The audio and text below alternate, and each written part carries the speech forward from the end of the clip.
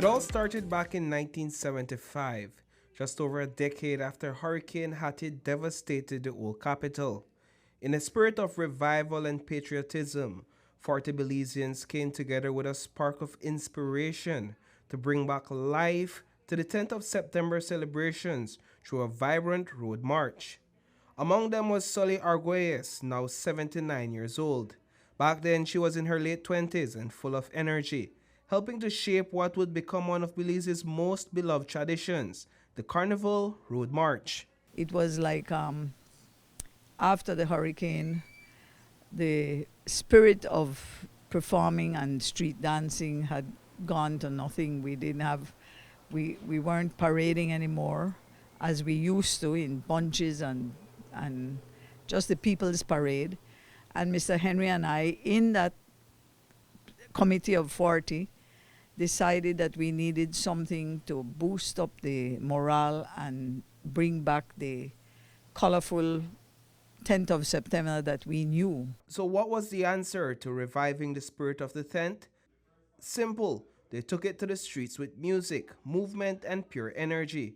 Organized street dancing became the heartbeat of a new tradition, and Belize's Carnival was born.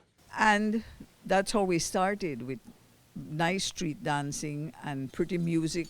That was the beginning of the generators with music on a truck. We had it in a little small pickup at that time. We didn't have those big monstrous trucks of today. At the time, the sole focus of the event was on children's participation. So when Marina Welcome joined the road march 8 years later with Jump Street Posse, her junior band was able to fit right in. In those days, Carnival was fun, right? It wasn't about the money. It was the love for the children, keeping the children them off the streets, you know, and have a lot of fun. That was what Carnival was all about. In those days, you didn't have to spend a lot of money. I could remember you make out a garbage bag, coconut leaf, crocus bag, you know. But the design was so creative out of it, right? That the people look forward to see it. And then you start to improve, right? And it gets bigger and better. According to Arguelles, in those early years, costume designers used vibrant colors to represent the celebratory mood while exuding national pride.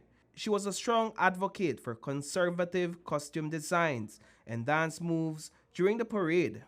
My thing was that we have too many eyes looking at these children, and with too much of that, you don't know who is going to be a predator. And my concern was that we had too many predators drinking beer, watching these kids. They didn't have no rules how to dress the kids or nothing like that, you know, because I think in those days, people wasn't focusing on abusing the kids like now and stuff, right? Until the violence and things start to step in, then the committee got stricter with the dressing and the dancing. Karen Vernon didn't just watch history unfold, she was a part of it. Back in 1975, when Belize's first Carnival Road March hit the streets, Karen was front and center. Her mother had decided to enter a group in the parade, and Karen, just a young girl at the time, was right there in the spotlight. I was 13 at the time, and this was exciting. I mean, this is a parade that you actually put on costumes and you dance through the streets.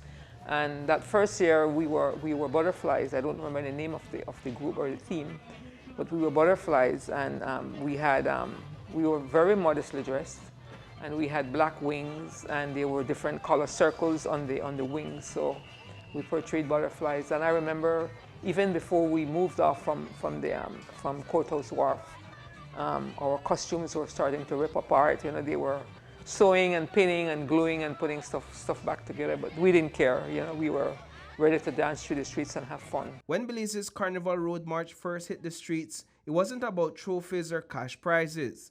The real driving force, pure love for celebration and national pride. It was built by people who simply wanted to bring joy, unity, and vibrant energy to the community, and they did it with heart, not for the headlines. I think it was passion, because in those days the price was only $300 and nobody complained, right?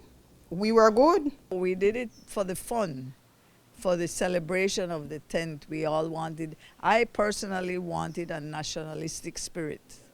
I just have always been that I want to appreciate my flag. As Marina welcomed peruse through an old photo album filled with memories of those early days, she reflects on the role she played in shaping what has evolved into today's carnival. Her contributions, like those of Arguelles and the Committee of 40, are invaluable. Their legacy will live on through the decades to come. Reporting for News 5, I am Paul Lopez.